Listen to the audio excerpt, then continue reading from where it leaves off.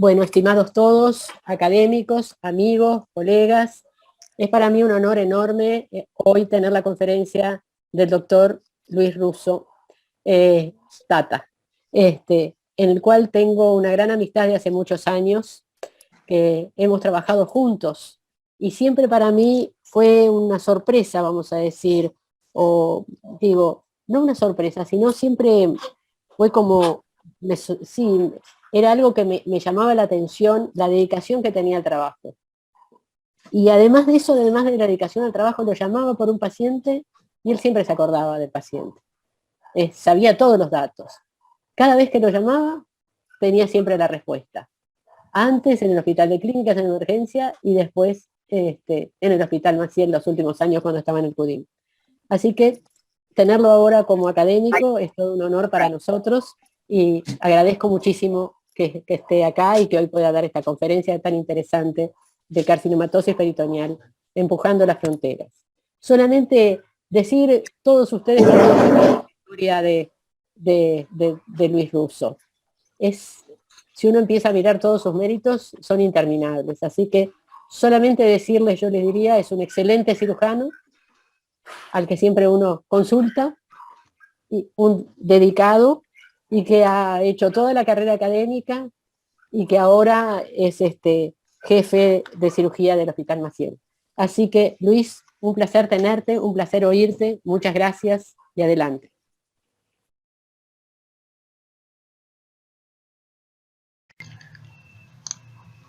Buenas tardes.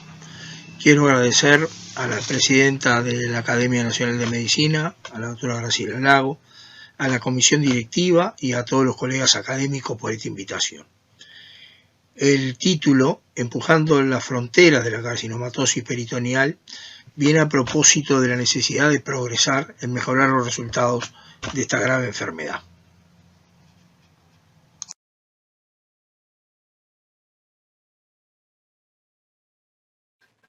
La carcinomatosis peritoneal se asocia con la evolución de tumores intraabdominales de origen digestivo o general.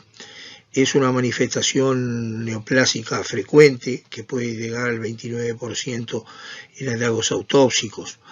Un importante porcentaje de tumores la van a desarrollar. Acá ustedes pueden ver como colon y recto puede llegar a un 60%, el cáncer gástrico un 20% y a casi lo mismo los tumores de ovario. Asimismo, la citis es un indicador frecuente de carcinomatosis peritoneal y un factor independiente de sobrevida ya largamente establecido. Los enfermos con ascitis viven 4 veces menos que los enfermos que no tienen ascitis en presencia de carcinomatosis peritoneal. En definitiva, la carcinomatosis peritoneal es una expresión neoplásica frecuente con una sobrevida esperable sin tratamiento menor a 1 año. Existen actualmente un amplio espectro de opciones para el tratamiento de la carcinomatosis peritoneal que ustedes pueden observar en este diapositivo, vinculados a distintas formas de peritonectomía, terapias inmunes, terapia fotodinámica y quimioterapia posoperatoria intraperitoneal temprana, así como la quimioterapia hipertérmica intraperitoneal asociada a citorreducción tumoral y peritonectomía, y nos vamos a referir exclusivamente a ella porque es la técnica con la cual tenemos experiencia. Ustedes pueden observar que existe un marcado interés en la carcinomatosis peritoneal. Se publicaron más de 24.000 artículos solo en PubMed y de ellos el 13% son sobre quimioterapia hipertérmica intraperitoneal. Incluso pueden ver en la parte de abajo del diapositivo que en Brasil se ha desarrollado un fuerte movimiento para impulsar la realización y accesibilidad de este procedimiento a la población general. Esto nos indica que es una enfermedad importante en desarrollo, con aspectos que ameritan el debate y la investigación.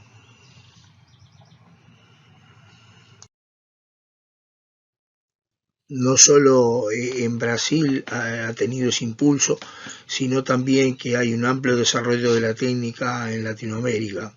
Como ustedes pueden ver en este diapositivo, El registro latinoamericano de enfermedades peritoneales llevaba registrado al cierre de este estudio en el 2018 84 centros provenientes de 8 países, casi 250 cirujanos nos dedicábamos a eso, con cerca de 3.000 casos operados, aunque con muy diferentes protocolos de tratamiento. En conclusión, este trabajo es solamente un primer esfuerzo de registrar protocolos y tratamientos habituales de la carcinomatosis peritoneal en América Latina. Haciendo un poco de historia, ustedes pueden observar que el tratamiento de la carcinomatosis peritoneal no es nuevo.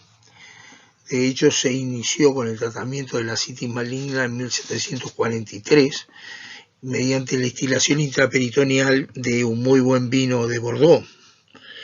Ya en la década del 50 se propuso la destilación de oro radioactivo y de mostaza nitrogenada intraperitoneal con propiedades bien documentadas para la época.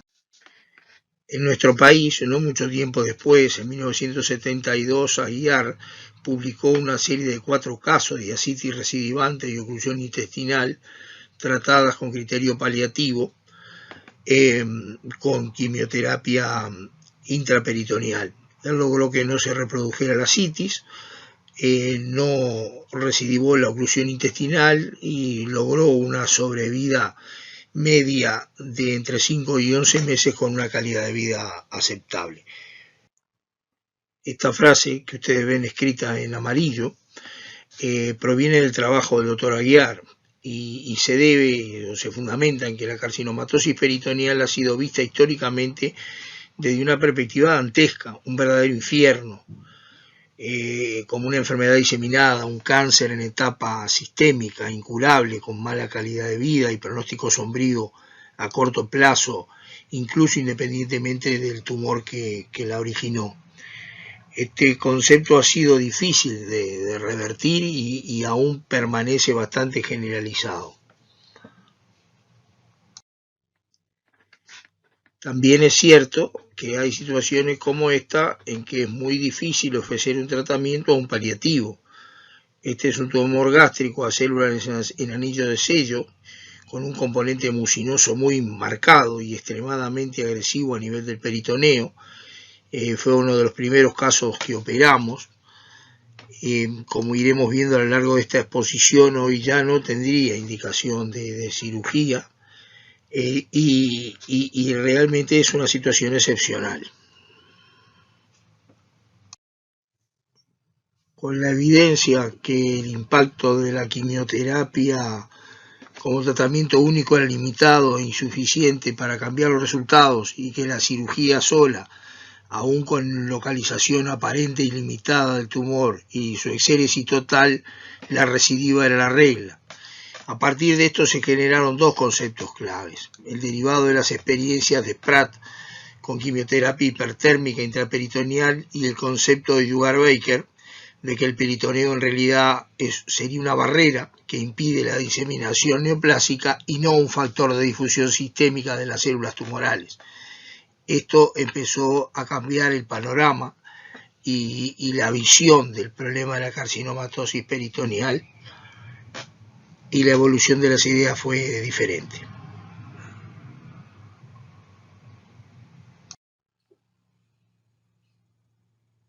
A partir de las ideas de Paul Jugar-Baker, la carcinomatosis peritoneal dejó de ser una enfermedad sistémica y mortal a corto plazo para ser una patología que debía y podía ser tratada a los efectos de incrementar en forma significativa la sobrevida de los pacientes e incluso su calidad de vida.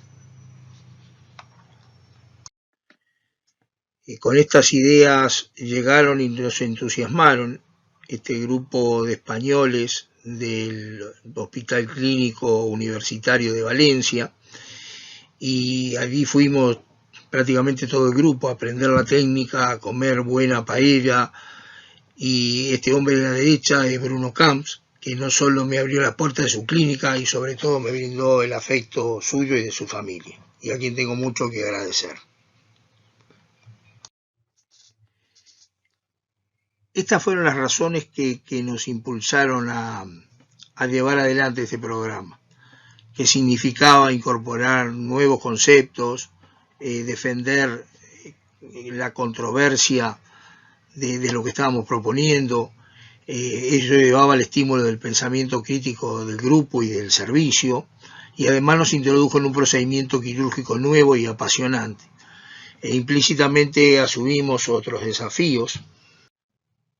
Yo decía que asumíamos otros desafíos porque todo esto significaba ir contra la eterna crisis del sistema, contra el no se puede, porque además de tener que asumir que era una tarea multidisciplinaria, cosa difícil de llevar adelante en nuestro medio, que las cirugías son una parte de esos procesos, que el tratamiento debe integrar a mucha gente, de hecho casi todos los servicios del hospital, y que además teníamos una limitante demográfica que aún persiste, porque estamos muy por debajo del número de pacientes que epidemiológicamente deberíamos tener por la incidencia de cánceres que con mayor frecuencia producen carcinomatosis peritoneal, y porque además esta es una técnica que se ofrece a una población muy limitada de pacientes. También hay que aceptar que se trata de un procedimiento con un alto índice de complicaciones y una mortalidad no despreciable, además de ser en todas sus etapas prolongado, demandante, con una cirugía de muchas horas, requerimiento sistemático de CTI y largas internaciones.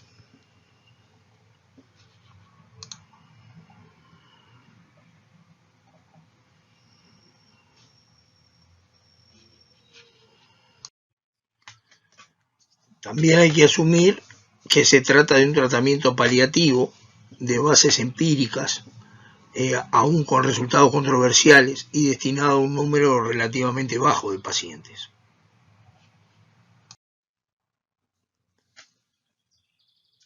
Hay 4 puntos que son importantes para entender la complejidad y los resultados de la citorreducción y de la quimioterapia hipertérmica. El primero es la selección y evaluación de los pacientes, la carga tumoral intraabdominal que se vincula con el concepto de citorreducción quirúrgica, los fármacos a utilizar en el baño quimioterápico intraoperatorio y el impacto de la hipertermia en la optimización de toda la técnica y de los resultados.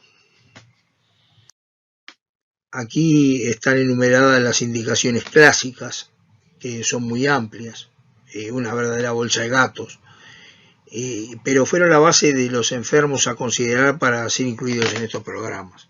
Hoy muchos son controversiales y deben analizarse en función de otras variables y las comorbilidades, el estado nutricional e infeccioso del enfermo, el tipo de tumor.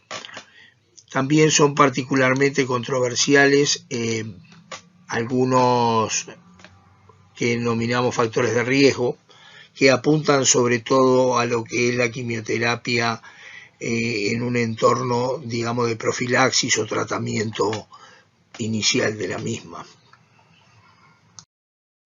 Este diapositivo muestra las recomendaciones del mayor grupo internacional de estudio y registro sobre el tema. Como pueden ver, no son indicaciones, sino que son criterios amplios de inclusión y exclusión a los efectos de considerar la inclusión de un paciente en un programa de tratamiento de su carcinomatosis peritoneal. En definitiva y en la práctica, estos son los 4 pilares en que se basa la toma de decisión para incluir un paciente en un programa de tratamiento de su carcinomatosis peritoneal, incluyendo la decisión quirúrgica y previa estadificación tumoral. La extensión del tumor fuera del peritoneo y exceptuando las metástasis hepáticas resecables mediante una pequeña hepatectomía típica es una contraindicación formal de realizar la quimioterapia hipertérmica intraperitoneal.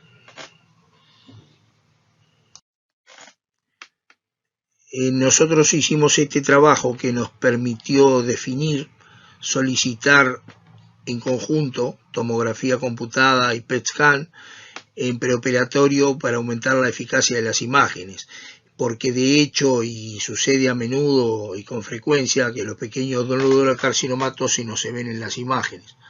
Además, afirmamos el valor y la necesidad de realizar una exploración de estadificación preoperatoria, que la hacemos mediante la laparoscopía.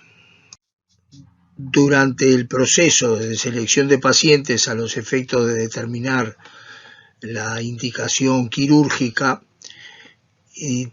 hay dos puntos que son claves. Uno es descartar la extensión extraperitoneal del tumor y el segundo, evaluar el índice de carcinomatosis peritoneal, que no es otra cosa que una forma de cuantificar la carga tumoral intraabdominal.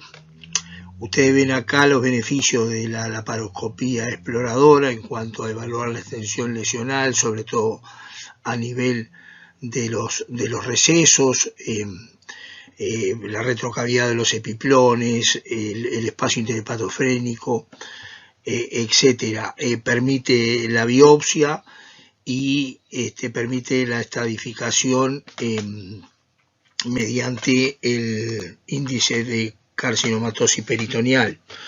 Tiene como limitante que existen zonas mudas a la laparoscopía y son aquellas difíciles de visualizar, como la cúpula gástrica a nivel del ligamento gastrofrénico, la retrocavidad de los epiplones en su sector izquierdo, la raíz del meso a nivel del ángulo denotidional y sobre todo el espacio interhepatofrénico, que es un lugar de frecuente colonización tumoral. Esto simplemente para mostrar las dos clasificaciones para establecer el índice de carcinomatosis peritoneal más utilizadas, el IPC o índice peritoneal carcinomatosis propuesto por Sugar-Baker y la clasificación de Tilly francesa más utilizada en Europa.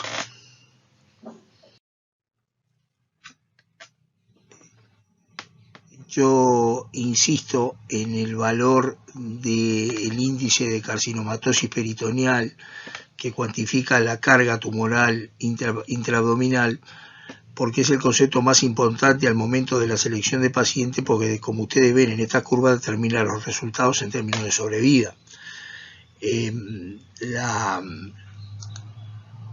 Las curvas muestran que índices elevados de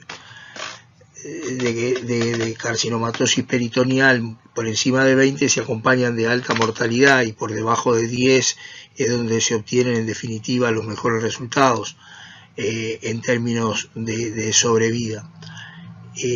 Esto se vincula con el concepto de citorreducción, porque la carga tumoral depende de la posibilidad de realizar una exéresis R0 o CC0, que significa la resección de toda la masa tumoral macroscópicamente visible, o dejar un grado de residuo tumoral muy bajo, y esto se correlaciona fuertemente con la sobrevida de los pacientes.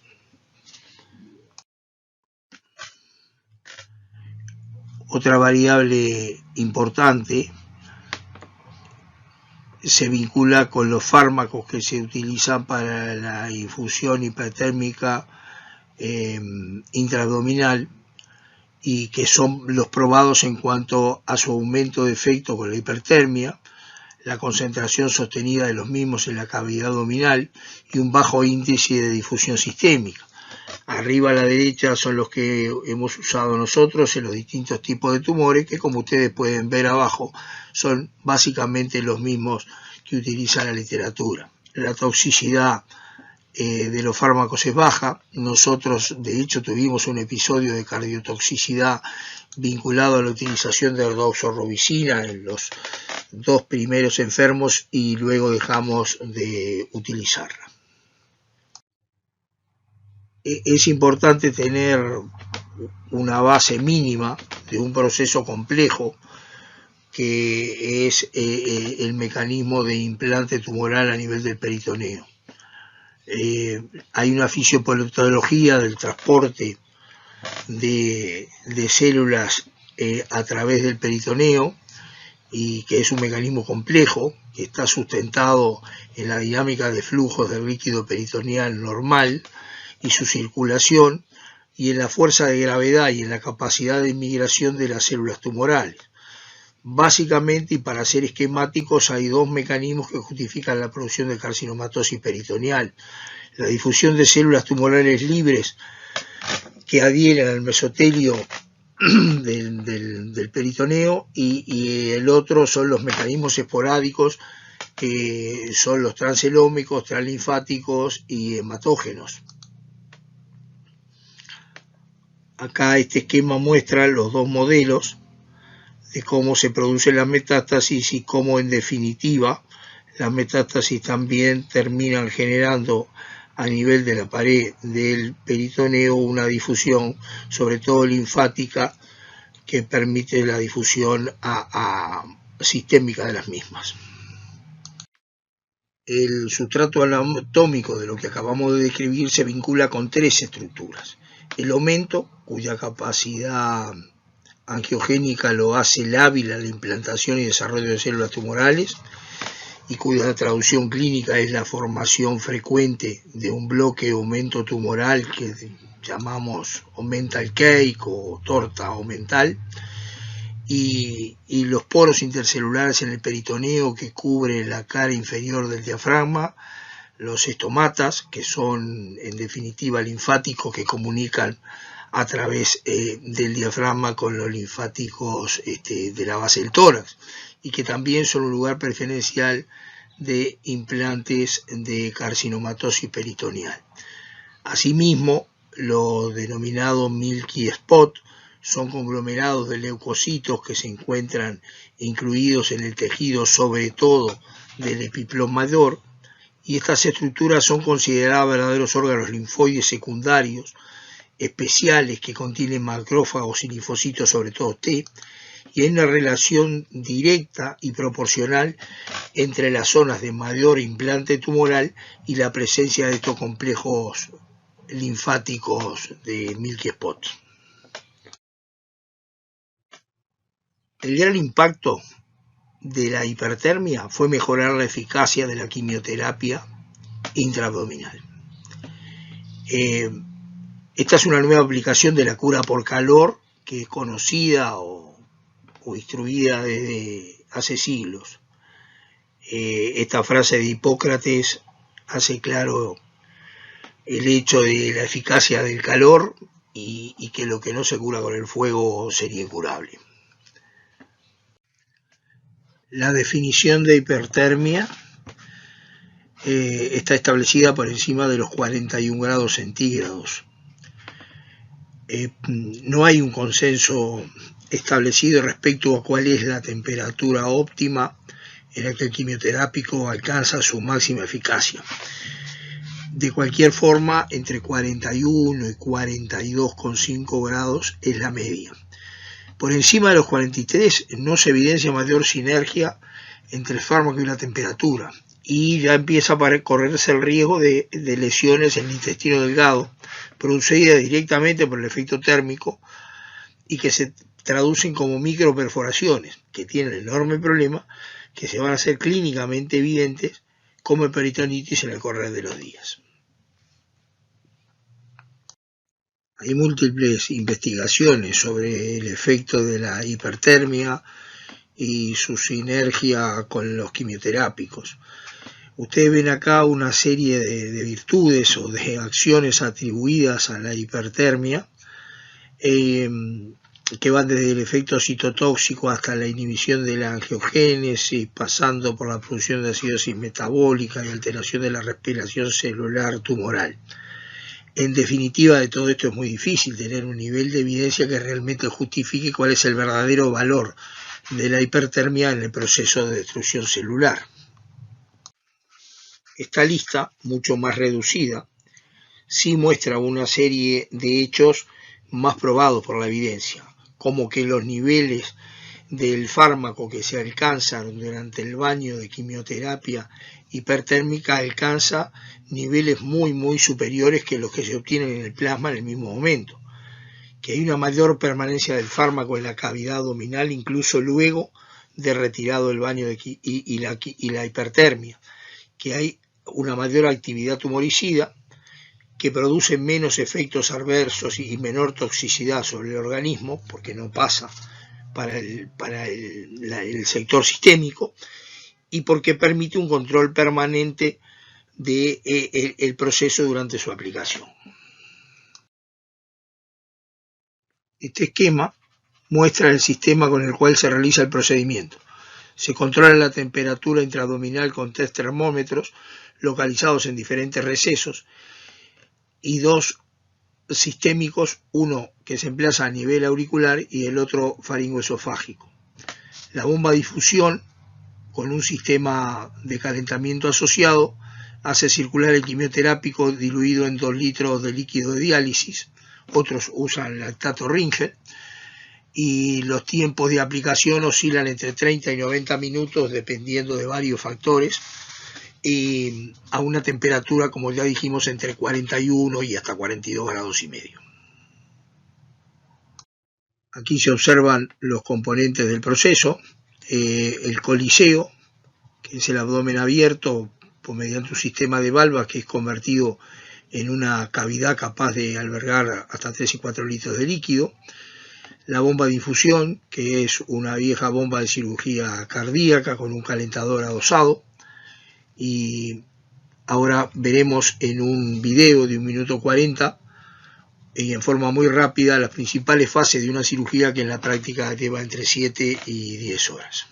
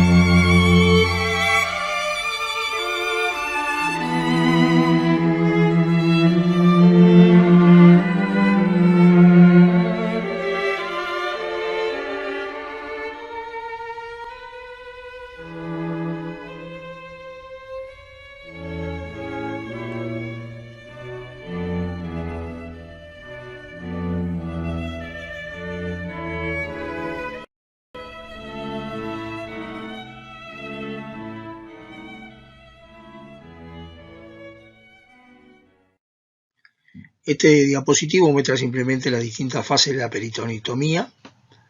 Tenemos un protocolo de peritonectomía a distintos niveles, como ustedes ven acá, a nivel del pedículo hepático, el peritoneo parietal, pélvico, el epiplomador, acá una estructura digestiva.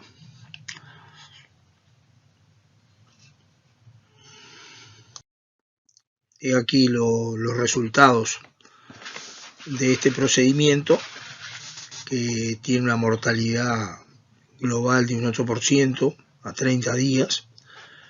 Tiene un índice de reoperaciones que puede llegar al 21% con una media de 10 y una mortalidad global que puede llegar hasta el 14% con la media de 6%. Esto considerando que se trata de un grupo como el de Pedro Barrios en Cataluña, que es uno de los que tiene mayor experiencia en el mundo.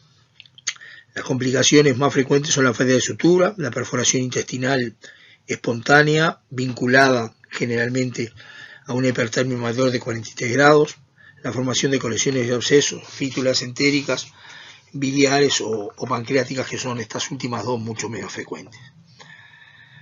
Desde el punto de vista del impacto de la quimioterapia, es esperable complicaciones de muy bajo incidencia, como la aplasia medular, que se puede ver en las primeras 4 semanas, la cardiotoxicidad y complicaciones respiratorias.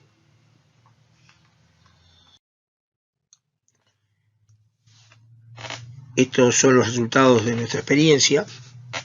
en una serie de 26 pacientes. A la derecha se ven los distintos tumores primitivos que fueron tratados. Se realizaron 31 procedimientos con una mortalidad global a 30 días de casi 20%, lo cual significa de hecho 5 veces más que en un centro con larga experiencia de 1000 casos como este que vemos acá y que tiene una mortalidad de 3.8%. Esto puede atribuirse a la selección de pacientes que al inicio de la experiencia se operaron enfermos con PSI muy alto. Segundo, a la curva de aprendizaje, no solo de los cirujanos, sino también de todo el resto del equipo tratante. Tercero, a las dificultades técnicas derivadas de la compleja infraestructura necesaria, cuyo expertise se fue adquiriendo a medida que se avanzaba en el número de casos. Sin embargo, ustedes ven que a 5 años nuestra sobrevida es un 8% mejor que la obtenida en el trabajo de referencia, 40% versus 32.5%. Con 32.2% de complicaciones tuvimos 10% menos de morbilidad que el trabajo que tomamos como referencia. Ahora, cuando nosotros observamos en forma comparativa y con una sobrevida a 5 años, los enfermos que se complicaron y los que no se complicaron, hay una diferencia estadísticamente significativa entre ambos. Los que se complicaron, hay un 20% de sobrevida a 5 años y los que no se complicaron viven el 80%. De modo tal que, en definitiva, aquellos enfermos que se complican tienen, ya sea en forma inmediata o en forma diferida, altas chances de fallecer. Este diapositivo muestra un análisis de los factores que inciden en la curva de aprendizaje. Observen este trabajo que muestra que al inicio de la experiencia la mortalidad fue similar a la nuestra. E incluso ahora, nosotros en los últimos 7 casos no tuvimos mortalidad. Concordamos con las conclusiones de Morán en el sentido que ajustamos las indicaciones y sobre todo que operamos PSI más bajo y de hecho en los últimos casos no operamos ningún PSI más de hora 20. Los segundos fueron los factores técnicos, que evidentemente mejoraron con la experiencia, así como nuestros tiempos quirúrgicos que pasamos de unas 10 horas o 9 horas a 5 o 6 horas en los últimos casos, con todo el beneficio que esto significa para el manejo intraoperatorio y posoperatorio del enfermo. El resto del equipo, sobre todo anestesistas e intensivistas, adquirieron experiencia en el manejo de estos pacientes. Por último, ustedes pueden ver que en los Estados Unidos se estima que son necesarios 34 casos por año durante 5 años para alcanzar un nivel de experto. Esto es imposible para nosotros y nos pasa con toda la cirugía de alta complejidad. En el mundo hay estándares que nosotros, por razones demográficas y epidemiológicas, no podemos alcanzar, excepto que existiera una férrea política de concentración de pacientes y pautas claras de indicación quirúrgica en un centro especializado, para este y para otras patologías similares. Esta placa muestra los tipos de tumores en relación a la sobrevida a 5 años. No se encontró una diferencia estadísticamente significativa de la sobrevida entre ellos. Lo único que los tumores de colon, que tienen una sobrevida promedio de 60% a 5 años, mientras que los de apéndice llegan a 60% pero a 24 meses, un lapso muy inferior. Y los de ovario llegan a 40% de sobrevida a 5 años, mientras que los de estómago apenas llegan a 24 meses, lo cual de alguna manera coincide con la experiencia internacional en este sentido. El grado de citorreducción que se logra alcanzar es un factor muy importante. La disminución a 0 o dejando nódulos menores de 25 milímetros es un indicador determinante de la sobrevida en todos los trabajos. Aún con clasificaciones diferentes, se puede observar en estos dos gráficos la sobrevida más prolongada se asocia con la matorresección. Lo mismo ocurre para la calidad de vida. En nuestra serie no hay diferencia estadísticamente significativa entre los 3 niveles de citorreducción, por eso se puede atribuir a que es un pequeño número de casos. La citorreducción extensa también mejora la calidad de vida y disminuye el índice de recidivas y favorece el efecto de la quimioterapia sistémica adyuvante si era hasta indicada. Por último, puesta nuestra experiencia en el contexto de una larga lista de morbimortalidad de diferentes autores y con muy diferente número de casos, nuestras cifras de mortalidad son elevadas, pero como ustedes pueden ver, las complicaciones están en un rango medio. Para ir finalizando, y luego de 40 años de experiencia clínica progresiva con esta técnica de citorreducción con quimioterapia hipertérmica intraperitoneal, aunque sea en forma esquemática y dentro de siempre del ámbito de lo opinable, podemos decir que el futuro se vislumbra con 3 niveles de dificultades o perspectivas. Aquellas cosas que se fueron consolidando en estos años, cuáles son los desafíos de un futuro inmediato y cuáles son las controversias que persisten. Dentro de los conceptos que parecen consolidados, es primero que la quimioterapia hipertérmica intraabdominal continúa siendo un tratamiento paliativo. Por consecuencia, es imprescindible que estos pacientes sean manejados en conjunto con el equipo de expertos de medicina paliativa de cada uno de los centros donde se desarrolla el programa. Es una sinergia imprescindible para mejorar los resultados. Lo segundo es, como ustedes ven en estas curvas, que los mejores resultados se obtienen con quimioterapia hipertérmica cuando uno los compara con la quimioterapia sola, la cirugía sola e incluso los cuidados paliativos solos, con una sobrevida global de hasta 40% a 3 años y una sobrevida media de hasta 41 meses, como si ustedes pueden ver acá. Ahora, lo que también es claro, que no evita la persistencia ni la recidiva y no prolonga el periodo libre de enfermedad, como se puede ver en este gráfico de abajo a la derecha. En cuanto al beneficio de la quimioterapia intraperitoneal sobre los tumores que se tratan más frecuentemente, parece consolidado el beneficio para los tumores de ovario, el pseudomixoma pendicular y los mesoteliomas. Hay una experiencia creciente en el mundo en cáncer de colon y de estómago, pero yo lo ubicaría todavía dentro de los desafíos en el sentido de que tiene muchos aspectos controversiales, otros en evaluación y un porcentaje importante de investigaciones alrededor de este tipo de tumores y de cómo aplicar la quimioterapia intraabdominal hipertérmica. Este slide muestra la sobrevida a 5 años en los tumores mucinosos de apéndice, en los cuales se puede observar que en las formas moderadas y bien diferenciados, la sobrevida oscila entre 71 y 94% a largo plazo, y 2/3 de los casos están libres de enfermedad en el mismo periodo. Esto depende también del índice de carcinomatosis peritoneal y del grado de resecabilidad que se logre de los mismos.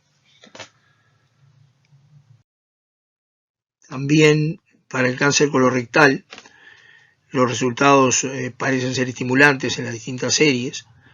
Se puede llegar a lograr una sobrevida media de hasta 60 meses, una sobrevida a 5 años de 48% y un porcentaje de sobrevida libre de enfermedad a 3 años de 50%. Todos estos son resultados en evolución y que seguramente las futuras comunicaciones irán mejorando.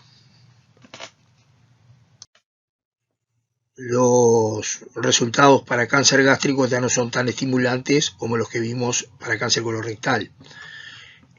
Sobre la izquierda se ven una recopilación de trabajos con una morbimortalidad muy variable entre ellos, y en el sector de la derecha vemos que, aún teniendo en cuenta que la sobrevida media del cáncer gástrico no tratado es menor a 5 meses, se logra con citorreducción y quimioterapia hipertérmica, se logra una sobrevida media de 11 meses y una sobrevida a 5 años del 13%, lo cual obliga a que todavía continuar trabajando en este sentido, porque los resultados no son tan buenos como lo que podría esperarse. Finalmente, existen múltiples aspectos controversiales, de los cuales me pareció importante marcar estos 5 porque son los más relevantes en el momento actual. Y el primero es cuáles son los límites de la indicación quirúrgica en cuanto a la carga tumoral. Hoy, como ya lo dijimos, la evidencia marca que con niveles de PSI menores de 10 se logra una alta tasa de citorreducción, y que con más de 20 aumenta la morbimortalidad y la recidiva, pero no está bien establecido qué pasa entre 10 y 15 y entre 15 y 20. Asimismo, existe la posibilidad de emprender tratamientos con criterio curativo e incluso profiláctico en caso de tumores perforados, oclusión intestinal, mínima carcinomatosis peritumoral, el P1 de la clasificación japonesa, e incluso particularmente qué hacer con la presencia de células neoplásicas en el lavado peritoneal, específicamente, por ejemplo, para el cáncer gástrico, donde la clasificación japonesa ya lo establece como un estadio 4. El desarrollo de la investigación en inmunología y biología molecular ya están incursionando en la clínica con una experiencia creciente en evaluación. A modo de síntesis, podemos decir que actualmente la carcinomatosis peritoneal es una enfermedad tratable que debe ser asumida desde la perspectiva de una enfermedad en etapa locorregional y no sistémica, que la peritonectomía asociada a quimioterapia hipertérmica intraabdominal es operativamente compleja, que tiene indicaciones muy precisas, que actualmente todavía va dirigida a una población reducida de pacientes muy bien seleccionados, que tiene una morbimortalidad y sobrevida aceptables, que requiere una estructura institucional potente y el compromiso de la gente de trabajar en grupo multidisciplinario. Y en lo personal me parece que todos estos procesos apuestan a un crecimiento cualitativo de los centros donde se realizan.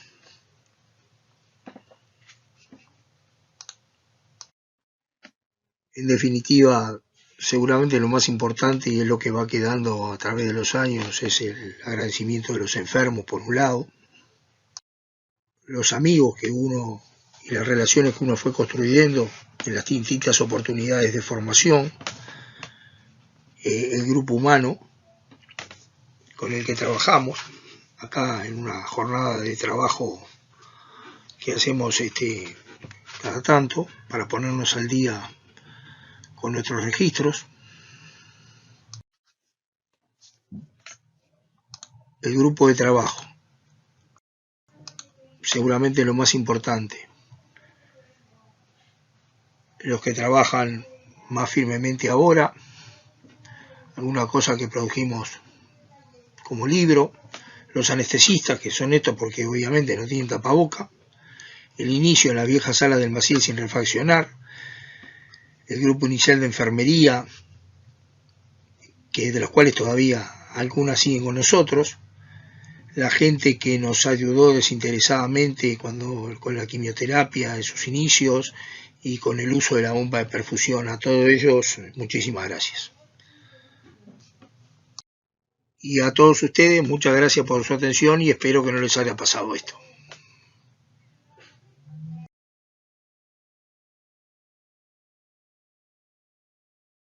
Adelante. Bueno, realmente fue una excelente exposición, pero sobre todo, más que una excelente exposición, la narración de una empresa realmente difícil que el doctor Russo ha emprendido ya hace unos cuantos años con un enorme entusiasmo y una enorme dedicación.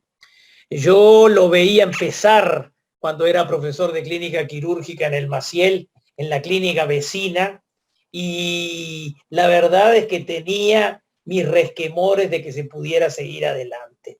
Esta exposición me ha mostrado que su experiencia ha seguido adelante y que está alcanzando resultados que son, no vamos a decir brillantes, pero por el momento aceptables dentro de las comparaciones con la experiencia internacional.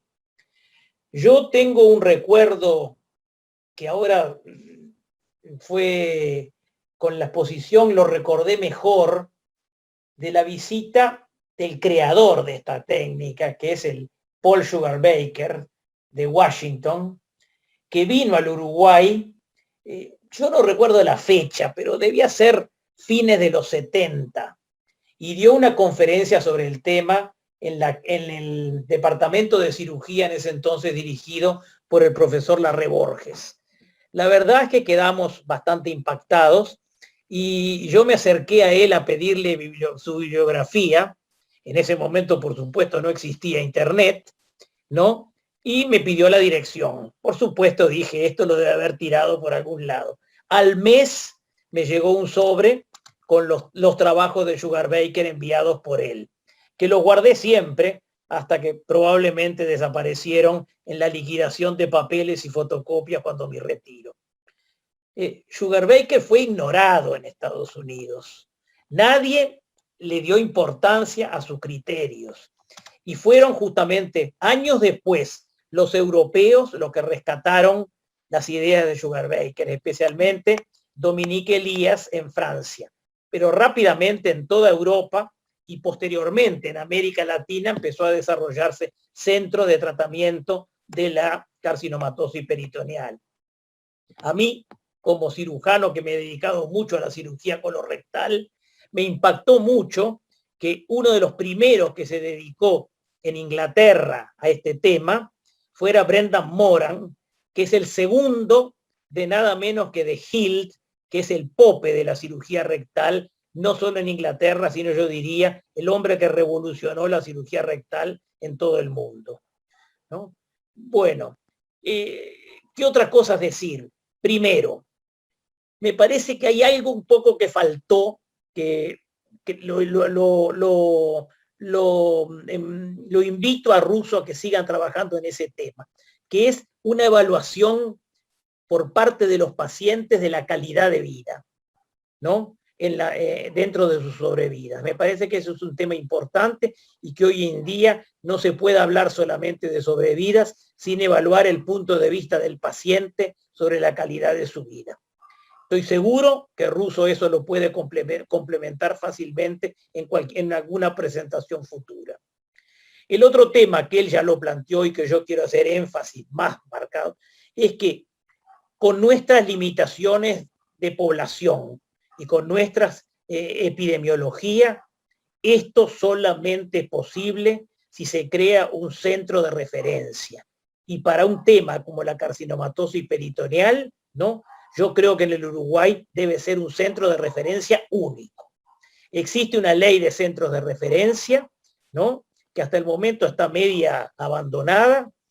Yo personalmente estoy encabezando una comisión sobre centros de referencia dentro de la academia, a la cual no le di importancia durante la pandemia porque entendí que no era el momento, pero asumo en este momento el compromiso de trabajar sobre ese tema.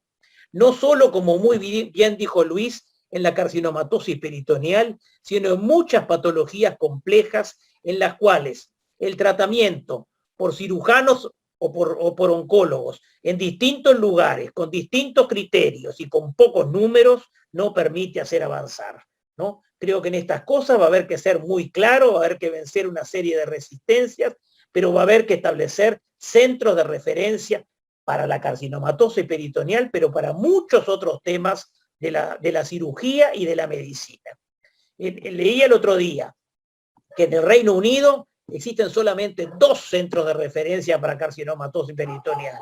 El de Moran en Basingstoke y el de Sarah O'Dwyer en Manchester, ¿no? Y no se opera carcinomatosis peritoneal en ningún otro lado. Y creo que cosas similares suceden en los países escandinavos, en Holanda, etcétera, en España también, ¿no?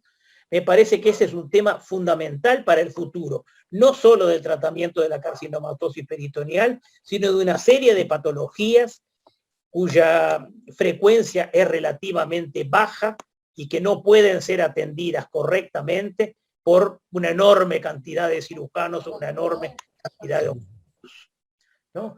Yo creo que estos datos, lo que quería dejar fundamentalmente, me parece que empujar a Russo a que siga adelante, me parece excelente la presentación y sobre todo los conceptos que manejó al final sobre estos temas. Muchísimas gracias.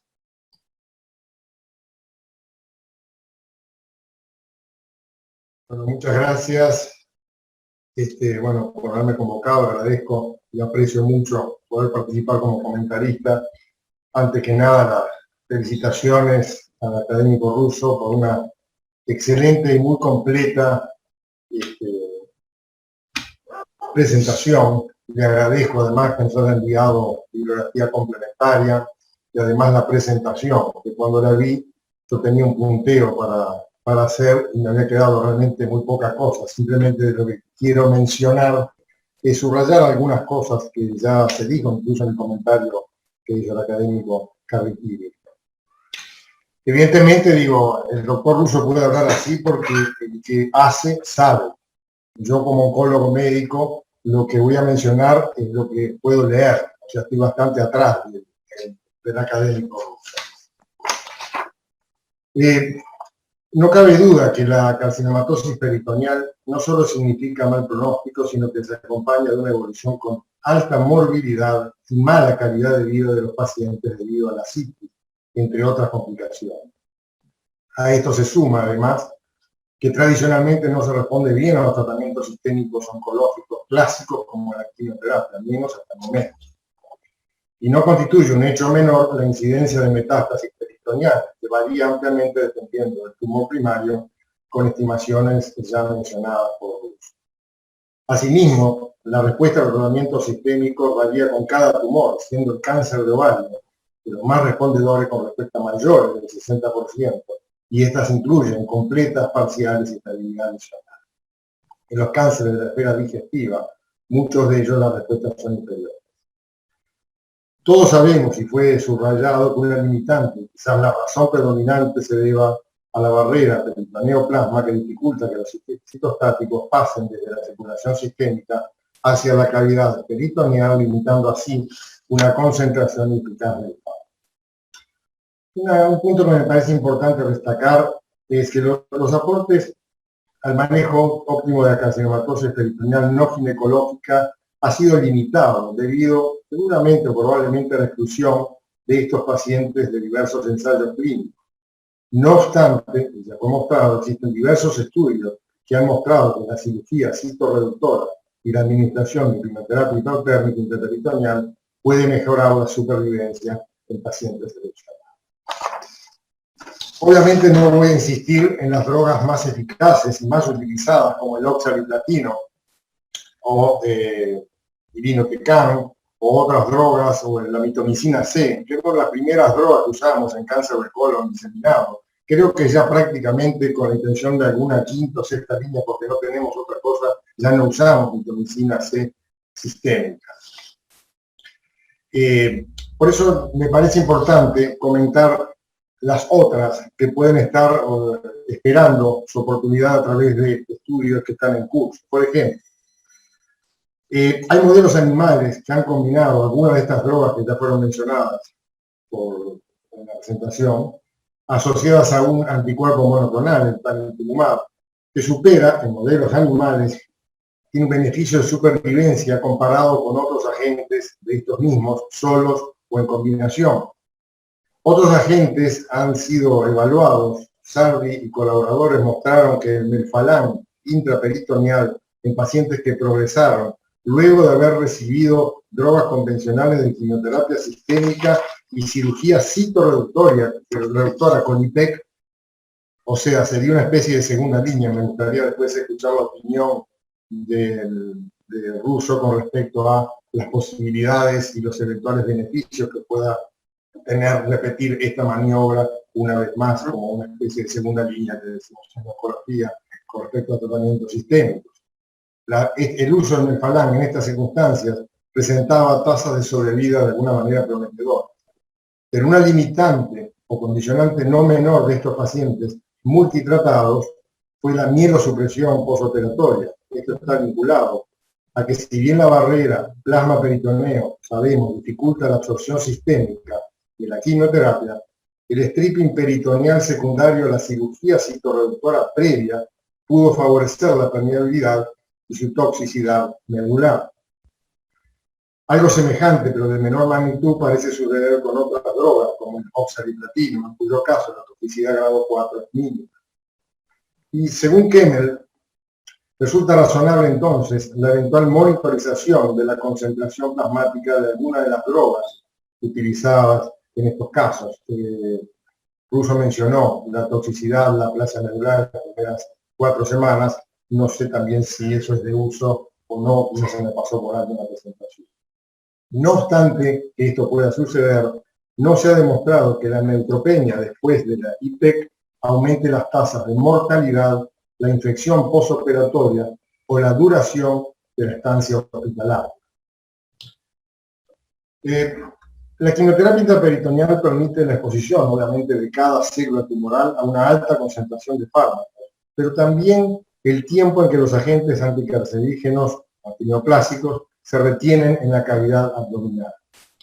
En ese sentido, vale destacar que si bien los taxanos, drogas muy activas en pulmón o mama, no son muy activos en el cáncer colorectal, pero cumplen esa condición de permanecer en el peritoneo un tiempo suficiente como para que en algunos estudios en curso, en datos preliminares, pueda mostrar alguna respuesta en histologías que como tratamiento sistémico no son aplicables.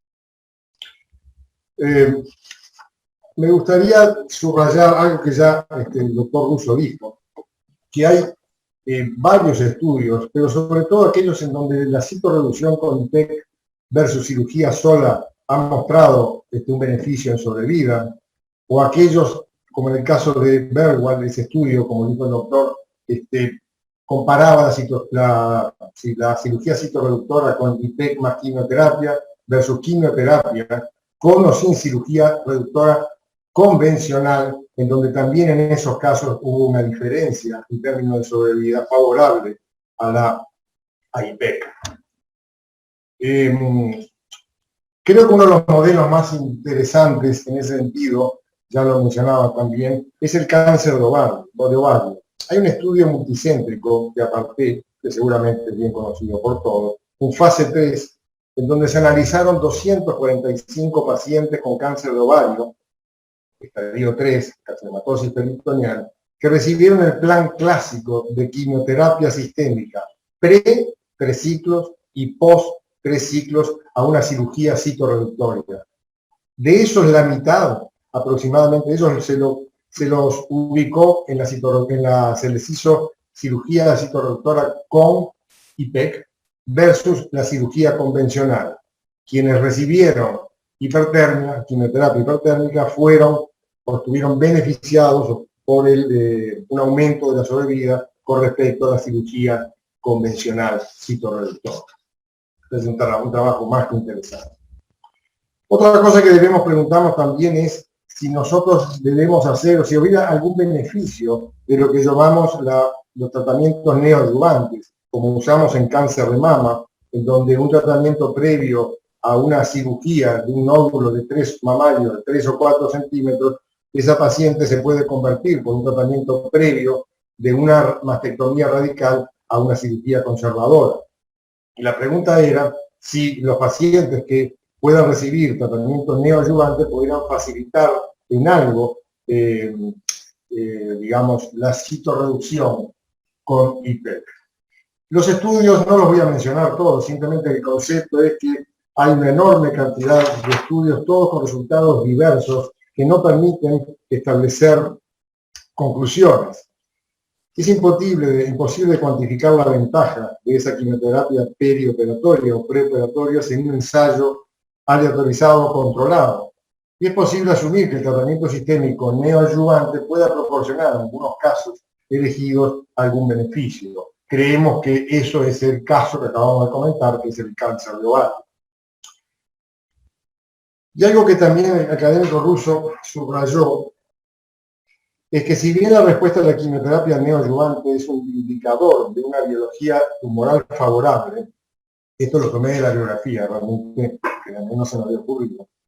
Lo contrario, no siempre es cierto. O sea, el fracaso del tratamiento, según lo determinado por imagenología, no deberían disuadir al cirujano de proceder con citorreducción quirúrgica, ya que la respuesta clínica no necesariamente se correlaciona con el pronóstico a largo plazo en cáncer colorectal. Me estoy refiriendo a aquellos pacientes que recibieron neoadyuvantes. Entonces, globalmente, ante los resultados de numerosos estudios observacionales y retrospectivos que mostraron, en algún caso modestos, pero finalmente beneficios en términos de sobrevida, varios referentes consideran que existe evidencia suficiente para plantear que el tratamiento multimodal que incluye IPEC pueda estar indicado en pacientes seleccionados. Ya fueron mencionados también los tumores mucinosos de apéndice, el mesotelioma y ovario estarían entre los más aceptados. Estómago y cáncer colorectal estarían como desafío, que me gustó mucho ese tipo. Solo mencionar que hay otras drogas, como es el bevacizumab. El bevacizumab es una droga que usamos en cáncer de colon desde hace muchísimos años. El factor de crecimiento endotelio vascular es un mediador de la angiogénesis y justamente el bevacizumab, una variante humanizada, un anticuerpo antifactor de crecimiento vascular. Este factor de crecimiento está aumentado, marcadamente elevado en la psiquis. Por lo tanto, se pensó que la inhibición del factor de crecimiento endotelio-vascular en la cavidad peritoneal se considera potencialmente beneficiosa, tanto como inhibidor de la tumorigénesis o también como inhibidor de la formación de ascites, aunque no hay ensayos clínicos sobre la eficacia de esta propuesta. También están los nanofármacos, y no voy a entrar, pero son un nuevo tipo de formulación de fármacos con un diámetro molecular significativamente más pequeño que las drogas convencionales. Estos se acumulan en el tejido tumoral por aumento de la permeabilidad debido a la arquitectura vascular incompleta o un drenaje linfático inmaduro. Para terminar, yo diría más que una conclusión, y como reflexión personal, y siguiendo Rahul Reiden, parte de la biografía que me facilitó el doctor Russo, podemos decir que los avances en las técnicas quirúrgicas citorreductoras y la IPEC han demostrado ganancias significativas de supervivencia en pacientes con enfermedad peritoneal, aunque sin dudas, ya está dicho también, el tratamiento continúa siendo paliativo. Prolongar el control de los síntomas derivados de la carcinomatosis peritoneal constituye un gran aporte en pacientes seleccionados. Y la asistencia médica, subrayo esto también, debe ser multidisciplinaria, incluyendo precozmente a las unidades de cuidado paliativo. El avance en inmunoterapia, terapias blanco personalizadas, son una realidad desde hace varios años en el tratamiento de la enfermedad diseminada en muchos tumores y parecen muy prometedoras en la carcinomatosis peritoneal, al igual que las técnicas de secuenciación genética que pueden predecir y potencialmente prevenir enfermedades en lugar de tratarlas. Aunque la quimioterapia intraperitoneal hipertérmica se puede utilizar en varias histologías, no está claro cuáles son las drogas más eficaces, solas o combinadas, la mejor secuencia de un tratamiento multimodal, entre otras interrogantes. Por lo que es necesario sumar evidencia de alto nivel para precisar mejor su uso en pacientes con carcinomatosis peritoneal. Finalmente, vuelvo a felicitar al académico Russo por la excelente y completa presentación, pero sobre todo recalcar y reconocer su enorme esfuerzo que significa haber iniciado y desarrollado en nuestro país un grupo para el tratamiento combinado de la carcinomatosis peritoneal en el marco de una bibliografía tan diversa. Gracias.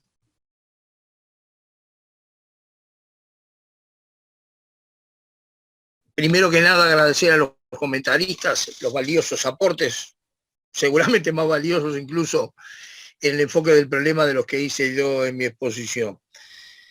El doctor Barangot sobre todo primero que nada, tomo lo que dice Carriquiri sobre la calidad de vida. Es fundamental, no tenemos evaluado, podemos hacerlo, asumo ese reto, y lo único que nos quedó de la calidad de vida son esos agradecimientos que yo les mostraba en los diapositivos, que son realmente un estímulo para seguir adelante.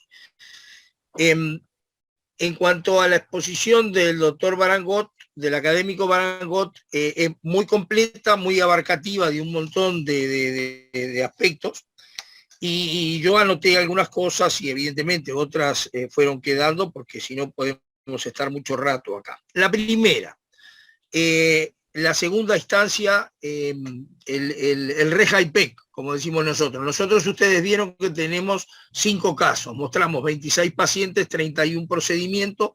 Esas 5 reintervenciones fueron en pacientes que requirieron, o que consideramos en una segunda instancia, por recaída, por recidiva, que tenían indicación de hacer una nueva quimioterapia hipertérmica. Los resultados, los pacientes fueron 2 cánceres de ovario, un pseudomixoma peritoneal, un tumor de colon y un tumor primitivo del intestino delgado. Los resultados groseros, porque no me puedo extender en esto, fueron que una de las pacientes falleció a los 4 meses de hacer el HIPEC, seguramente no, por progresión de la enfermedad neoplásica.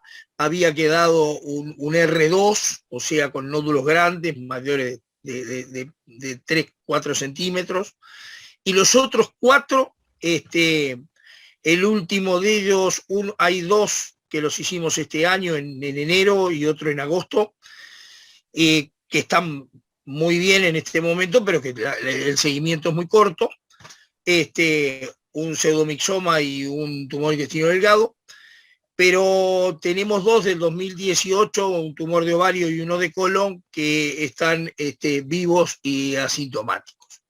Eso es la experiencia objetiva con la segunda fase de la segunda oferta de HIPEC en enfermos por recaída. En cuanto a la neoadyuvancia, sí, la neoadyuvancia a mí personalmente me parece que es la gran puerta que se está abriendo al tratamiento multimodal en oncología. Lo estamos viendo en páncreas, lo estamos viendo en estómago, y seguramente con resultados muy alentadores, el FOLFIRINOX en páncreas, y me parece que por acá también puede tener un aporte. Ahora, la limitante de esto es que lo que se ha observado es que el peritoneo en algunos casos, en algunos tipos de tumores, primero hay algunos tumores que son primitivos del peritoneo, como los mesoteliomas y los pseudomisomas peritoneales. Eso es un problema, y que habitualmente no tienen expresión extraperitoneal. La segunda cosa es que muchas veces la carcinomatosis peritoneal se presenta biológicamente o dentro de un compartimiento aislado, y puede, por ejemplo, tener el enfermo una buena respuesta, y de eso hay algún trabajo, de metástasis hepáticas, y no tener una buena respuesta a nivel de la carcinomatosis peritoneal.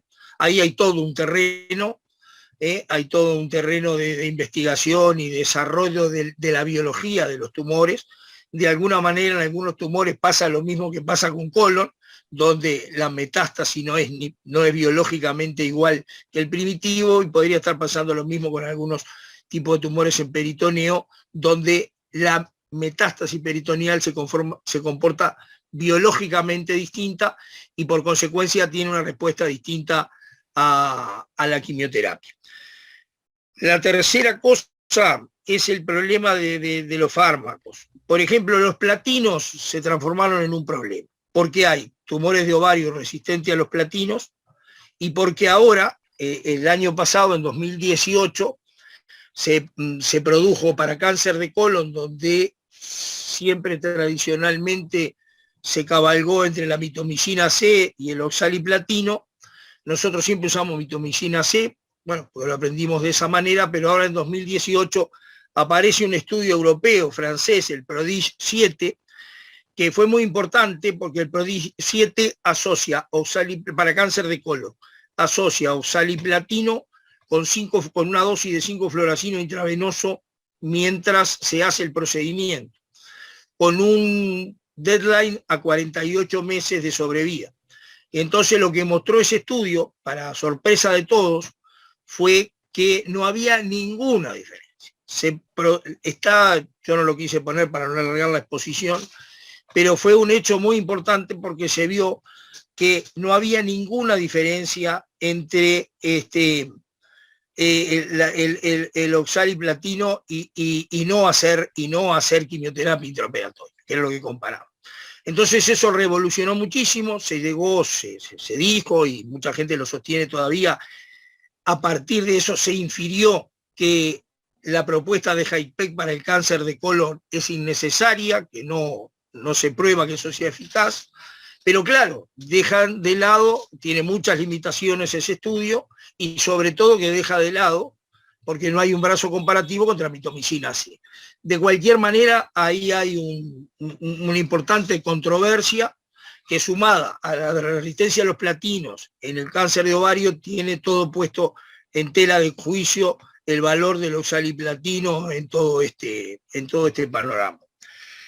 Yo creo que los angiogénicos sí, también hay algún trabajo, porque yo se los mostré ahí, el gran receptor de carcinomatosis peritoneal es el aumento, y el aumento tiene una gran capacidad angiogénica.